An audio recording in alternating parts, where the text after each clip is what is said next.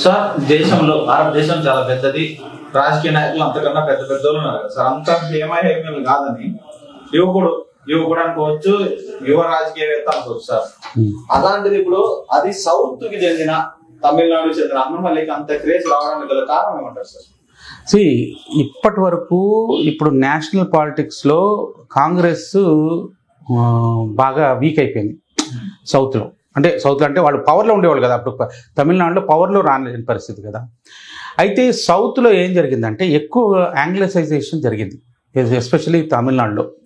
అంటే ఈ బ్రిటిష్ యాంగ్లసైజేషన్ ఎక్కువ అయిపోయింది. అంటే క్రిస్టియన్ మిషనరీ వర్క్ ఆంధ్రాలో తమిళనాడులో విపరీతంగా జరిగింది. దాంతోపాటు ఈ ఎథియిజం, ఈ పెరియార్ తోటి, ఈ జస్టిస్ పార్టీ పెరియారు వీళ్ళందరి ద్రవిడియన్ పార్టీలతోటి ఏథియిజం అంటే యాంటై హిందూ నేరేటివ్ విపరీతంగా ప్రజోదలతో ఉంది. అది ఎక్కువగా కేరళ ప్లస్ ఇక్కడ జరుగుతుంది. అంటే కేరళలో మనోళ్ళు క్రిస్టియన్ ముస్లిమ్స్ పాపులేషన్ ఎక్కువ ఉండేటప్పటికి మనోళ్ళు గెలవలేకపోతున్నారు. ఇక్కడేమో వీళ్ళ నేరేటివ్ ఎక్కువ ఉంది.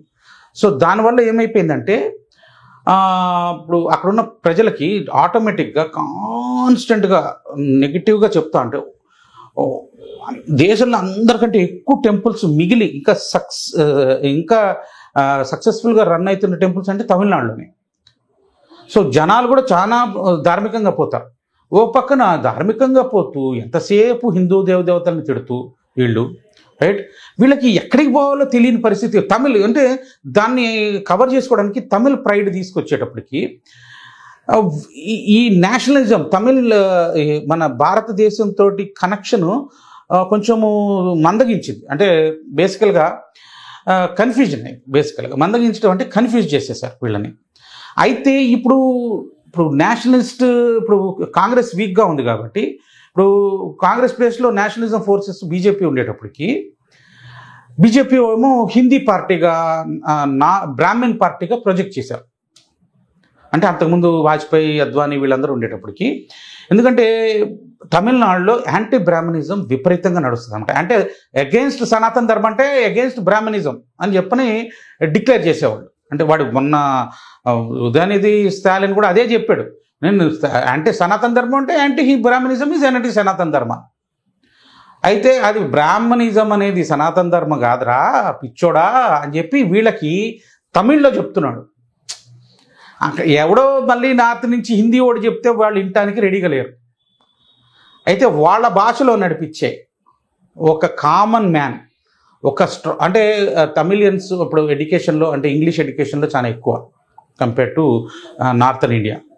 సో వాళ్ళ లాంగ్వేజ్లో ఆ ఇంగ్లీష్లో కానీ వాళ్ళ తమిళ్ లాంగ్వేజ్లో కానీ ఒక హైలీ ఎడ్యుకేటెడ్ పర్సన్ చెప్తా ఉంటే క్యూరియస్గా వింటా ఉన్నారు జనాలు, యంగ్ జనరేషన్. సో జనరేషన్ యంగ్ను పట్టుకున్నాడు, జనరేషన్ జీని పెట్టుకున్నాడు. ఎవరు అన్నామలై ఆకట్టుకుంటున్నాడు. సో క్రేజ్ అనేది అక్కడి నుంచి వస్తూ ఉంది, ఓల్డ్ జనరేషన్ నుంచి రావట్లా. ఆ క్రేజ్ అనేది యంగ్ జనరేషన్ని వాళ్ళ నాడిని పట్టుకున్నాడు.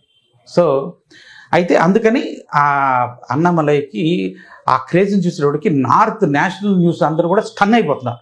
అరే ఈజ్ ఇట్ పాసిబుల్, నిజమేనా? అది ఆశ్చర్యచకితం అవుతోంది నార్త్ ఇండియా. తమిళియన్స్ కంటే కూడా ఎక్కువ ఆశ్చర్యం జరుగుతుంది, తమిళనాడులో బ్రేక్ త్రూ మనకు దొరుకుతుందా, తమిళనాడులో నేషనలిజం గురించి మాట్లాడే లీడర్ దొరికారా అని చెప్పని ఆశ్చర్యంతో అసలు నార్త్ ఇండియా మొత్తం సూపర్ హీరో అన్నామలై. ఇప్పుడు సౌత్ ఇండియా నుంచి తేజస్వి సూర్య స్టూడెంట్ లీడరు, మంచి ఎంపీ, బెంగళూరు నుంచి ఎంత స్ట్రాంగ్ లీడరు, అంత హైలైట్ అయ్యి ఉండేవాడు యంగ్ చాపు. ఇప్పుడు ఆ తేజస్వి సూర్య డౌన్ అయిపోతా ఉన్నాడు. అంటే పాపులారిటీలో న్యూస్లో ఎక్కువ అన్నామలై వస్తూ ఉన్నాడు. సో ఇక తమిళనాడులో ఎక్స్పెక్టేషన్స్ తక్కువ ఉండేటప్పటికి ఆశ్చర్యంతో ఎక్కువ కవరేజ్ వస్తాం, అందరూ కుతూహలంగా చూస్తున్నారు. అందుకనే మనం కూడా అన్నామలై గురించి ఏ విషయం చెప్పినా వీడియోస్ ఎక్కువ వ్యూస్ వస్తూ ఉన్నాయి, ఎక్కువ మంది చూస్తున్నారు. సో ఈ అన్నామలై అంటే ఫ్యాక్టరు నిజంగా తమిళనాడుని కనుక చేంజ్ చేస్తే భారతదేశం మొత్తం చేంజ్ అయిపోతుంది. కాశ్మీర్ని చేంజ్ చేయగలుగుతాము, తమిళనాడు కేరళ ఈ రెండింటిని ఎలా చేంజ్ చేయగలుగుతాము అనేది క్వశ్చన్ మార్క్ ఉండింది. సో మోడీ గారు ఈ సమయంలో ఇప్పుడున్న సౌత్ ఇండియానే బాగా టార్గెట్ చేస్తూ ఉన్నారు. తమిళనాడులో ఆ రెస్పాన్స్ని చూసి అందరూ ఆశ్చర్యచకితులై చాలా ఇంట్రెస్టింగ్గా అబ్జర్వ్ చేస్తూ ఉన్నారు and rest of the India అందరూ. So that is the Annamalai. ఆ పంచకట్టుగట్లము ఆయన అది తమిళనాడులో పంచకట్టు ఎందుకు కడతారంటే, నేను తమిళనాడులో ఉన్నప్పుడు నేను ప్యాంట్ వేసుకోగలిగేవాడిని కాదు. అక్కడ ఉన్న ఒక్క పూసేదానికి ఆ కోస్టల్, మన ఆంధ్రాలో కూడా కోస్టల్, మాది కోస్టల్ బెల్ట్లోకి వెళ్ళినప్పుడు కూడా ప్యాంటు చొక్కాలు వేసుకుంటే కష్టంగా ఉండేది. కంపల్సరీగా లుంగి వేసుకుంటేనే గాలాడుతుంది, చెమటలకి కనీసం కొంచెం కంఫర్టబుల్గా ఉంటుంది. సో అది ఆ ప్రాంతానికి, అది ఆ లోకల్ కట్టు కట్టి ఆ జల్లికట్టులో ఇష్యూ జరిగినప్పుడు లాస్ట్ టైము మోడీకి అగెనెస్ట్గా ప్రచారం చేసేవి తమిళనాడులో. యాక్చువల్గా మోడీ గారు జల్లికట్టుకి సుప్రీంకోర్టుకి అగెనెస్ట్గా కొన్ని రెజల్యూషన్స్ తీసుకొచ్చి, ఆర్డినెన్స్లు తీసుకొచ్చి మరీ దాన్ని సుప్రీంకోర్టుకి అగెనెస్ట్గా ఆ జల్లికట్టు అనేది జరగాలని చెప్పని చేశారు. సో ఆ విషయం ప్రజలకు చెప్తున్నారు. జల్లికట్టు అంటే తమిళనాడులో విపరీతమైన ప్రేమ. అయితే ఈ యానిమల్ రైట్స్ వీళ్ళందరూ ఏం చేశారంటే, హ్యూమనిజం పీపుల్ అందరూ ఒక క్రూరంగా ఆ యానిమల్ని హింసిస్తున్నారు వీళ్ళు అని చెప్పని పెట్టారు. అది యాక్చువల్గా అది తెలివి తక్కువ వాళ్ళు చేసే పని.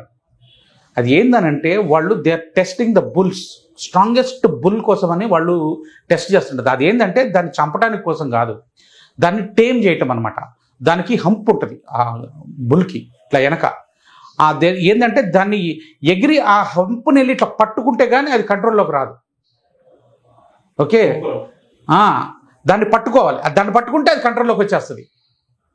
అయితే ఎంతమంది దాన్ని కంట్రోల్లో తీసుకోవాలని చేస్తుంటే, ఇది దాని ఉన్న బలమంతా తీసి దాన్ని రెసిస్ట్ చేస్తూ ఉంటే, ఏది స్ట్రాంగెస్ట్ బుల్ అని ప్రూవ్ చేసుకుంటుందో దాన్ని మేల్ బుల్గా యూజ్ చేసి సంతానాన్ని కనటానికి కోసం యూజ్ చేస్తారంట వాళ్ళు. They wanted strongest produce of the of springs అనమాట. అంటే దానికి పిల్లలు పుట్టాలని చెప్పారంటే స్ట్రాంగెస్ట్ బుల్ని టెస్ట్ చేయడానికి, టెస్టింగ్ అంటది.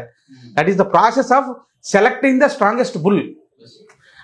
అందుకని అట్లాంటి జల్లికట్టును కూడా నెగిటివ్ చేస్తే అటువంటి విషయాలు ప్రజల్లోకి నిజమైన విషయాలు తీసుకొచ్చి చెప్తా ఉన్నారు.